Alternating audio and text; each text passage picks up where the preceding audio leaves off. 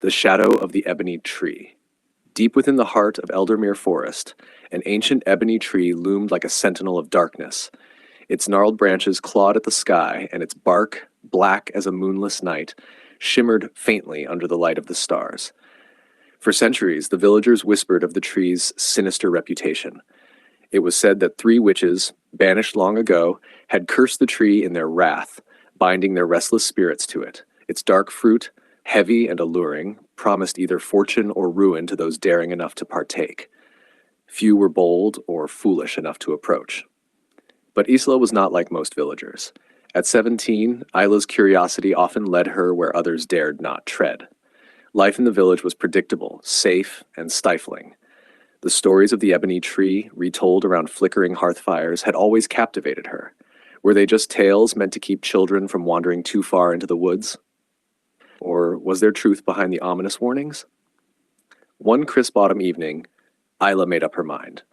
Armed with little more than her courage and a lantern, she ventured into Eldermere Forest. The forest was eerily quiet as Isla approached the tree. The lantern's glow cast shifting shadows on the forest floor, but the ebony tree's dark outline swallowed the light entirely. Up close, it was even more imposing than she'd imagined. Its roots twisted like serpents, disappearing into the earth, and the fruits hanging from its branches looked almost like polished obsidian. "Fortune or ruin," Isla murmured, reaching out. Her fingers brushed the smooth surface of one of the fruits. It was cool to the touch, and a strange shiver ran up her arm.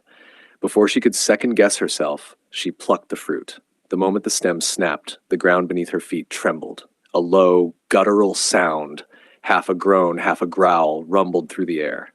The fruit in her hand grew warm, then hot, until she was forced to drop it.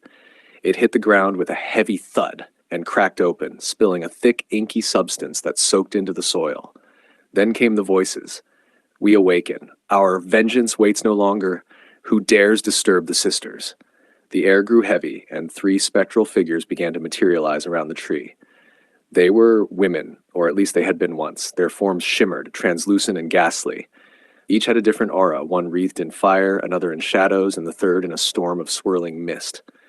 Isla stumbled back, her heart pounding. I didn't mean to." "Silence," hissed the fiery witch, her eyes blazing like coals.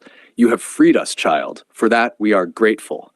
But gratitude comes with a price," added the shadowy witch, her voice like the rustling of dry leaves. The mist-shrouded witch smiled faintly. "The price is chaos." As one, the witches raised their hands toward the village.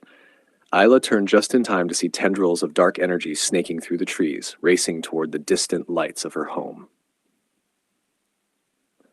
By the time Isla returned to the village, chaos had already begun. Crops withered in the fields, livestock scattered, their panicked cries echoing through the night. The well water turned brackish, and strange shadows flickered at the edges of the villagers' vision. Fear and confusion gripped everyone. "What have you done, Isla?" her father demanded when he saw her. His face was pale, his hands trembling. "Did you go to the tree?" "I didn't know this would happen," Isla cried. I'll fix it somehow." The village elder, a stern woman named Margreth, stepped forward. "The curse has returned," she said grimly. "It was bound to happen eventually. The witch's anger was never truly quenched." "Why were they banished?" Isla asked. "What did they do to deserve it?" Margreth hesitated, her gaze shifting to the ground. "It is a story few wish to speak of, but if you mean to undo what you've unleashed, you must learn the truth. Visit the archives in the chapel. The answers you seek may lie there." The chapel's archives were dusty and disorganized, but Isla combed through the records with determination. Finally, she found an account of the witch's exile.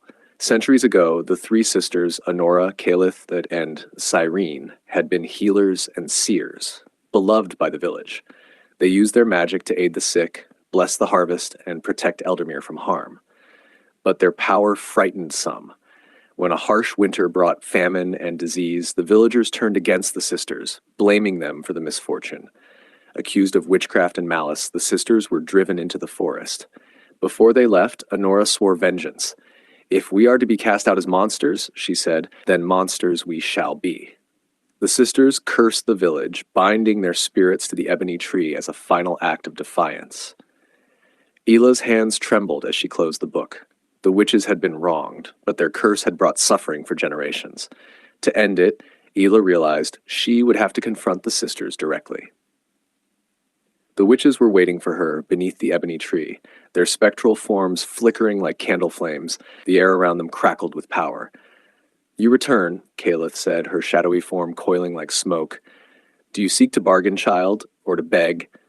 "I seek to understand," Isla replied, standing her ground. "You were exiled unfairly. I know that now. But the village you're punishing today isn't the one that wronged you. Their descendants don't deserve this." Cyrene, the mist-shrouded witch, tilted her head. "And what of us? Do we not deserve justice for what was done to us?" "I can't change the past," Ila admitted, "but maybe I can help you find peace." The witches exchanged glances. Honora's fiery aura dimmed slightly. "Peace," she said bitterly. "What would you know of peace? We were betrayed by those we trusted most." "But you were healers once," Isla said desperately. "You cared for the village. Can't you care again?" The witches were silent for a long moment. Then Honora spoke. "If you truly wish to end the curse, you must prove your worth. Gather 3 offerings, one for each of us. Something that represents truth, something that represents forgiveness, and something that represents renewal. Only then will we consider your plea." Ela spent the next day searching for the offerings. For truth, she chose the village's oldest mirror, a symbol of reflection and honesty. For forgiveness, she took a keepsake from her family, a carved wooden dove that had been passed down through generations. For renewal, she collected seeds from the village's last surviving apple tree, a promise of life and growth. When she returned to the ebony tree that evening, the witches inspected her offerings. "A mirror for truth," Calith murmured, gazing into its surface. "It shows us the pain we have wrought." "A dove for forgiveness," Cyrene said softly, cradling the keepsake. "A fragile hope, but a worthy one." "Seeds for renewal," Honora said, holding them in her spectral hand, "a chance to begin anew." The witches turned to Ela, their expressions unreadable. Finally, Honora spoke.